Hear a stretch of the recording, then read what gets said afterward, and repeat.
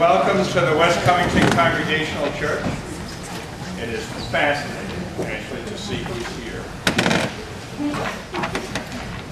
So you couldn't get a date on Saturday night.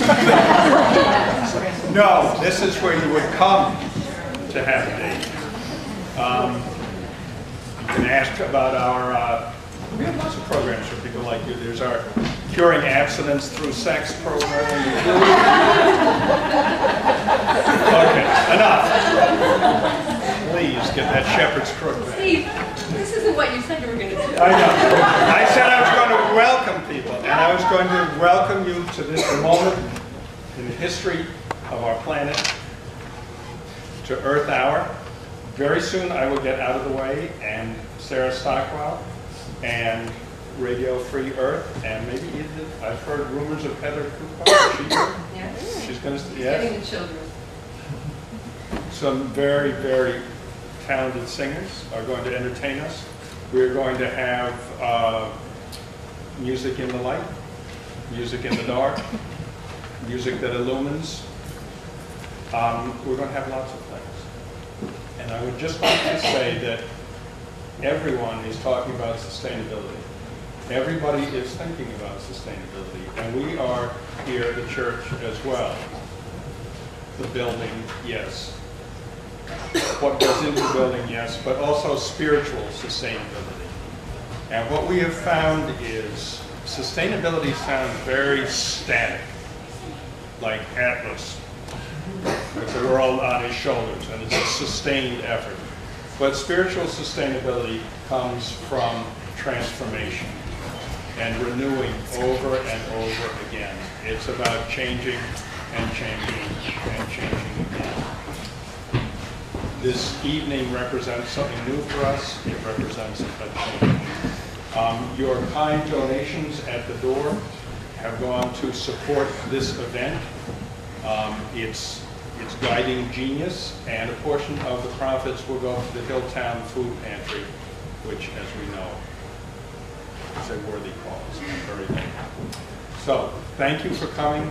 Enjoy yourselves. There'll be music. There'll be a chance then to mingle again and meet the sustainability pioneers and ask them about their products, their talents, their knowledge, and then there'll be more music. Thank you. Enjoy.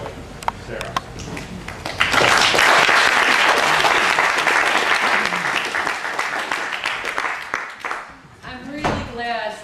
Talked about the breadth of what sustainability means, because that's really what it means to me too. A lot of us think of it as just getting more efficient and getting, hunkering down and getting all uptight, and really, I don't see it that way. I've been doing this for 10 years, and although I have to say it's been a long, slow, tough learning curve, it's a better way of life. And I wanted to mention that there's something new coming to this country called transition towns, and I think Cummington should be one. They're doing it in the UK.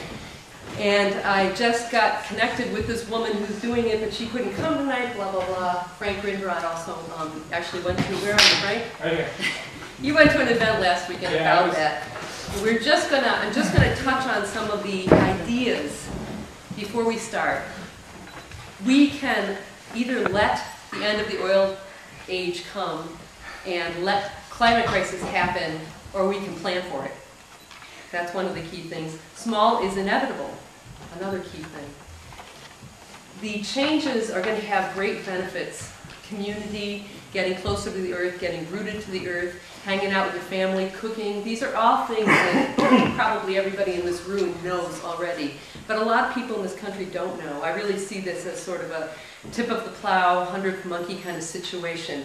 We may be preaching to the choir tonight, but we then get energized to go and do it more out in the world and also talk to our Congress people and everybody else who's in power, which I'm going to talk about that more later on. The idea of resilience.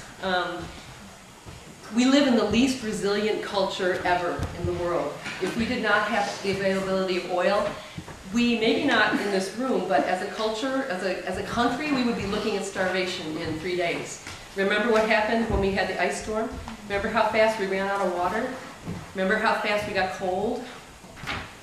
Something to think about. And the transition town model also says that the main problem with climate making these changes is not technological, and it's not knowledge-based. We know all the things we need to know. We've got the technology. It's emotional.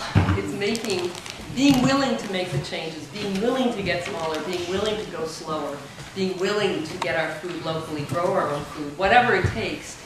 The idea of transition town is to change as a community, because we can't insulate ourselves individually in our own little homesteads from anything that happens. That's completely obvious, right? But the way to do it is to, if I grow fruit and you grow vegetables and you raise meat and you have a huge pond, it can all feed each other. So I just wanted to talk about that. I'm excited about that. The idea of using fear as a spur to positive action. So not letting ourselves get bogged down in fear, but using it as a spur. So the other idea they've got, which I love, is the future is not only better, the future that we get if we plan is not only better than what we get if we don't plan, it may be better in a lot of ways than what we're experiencing now.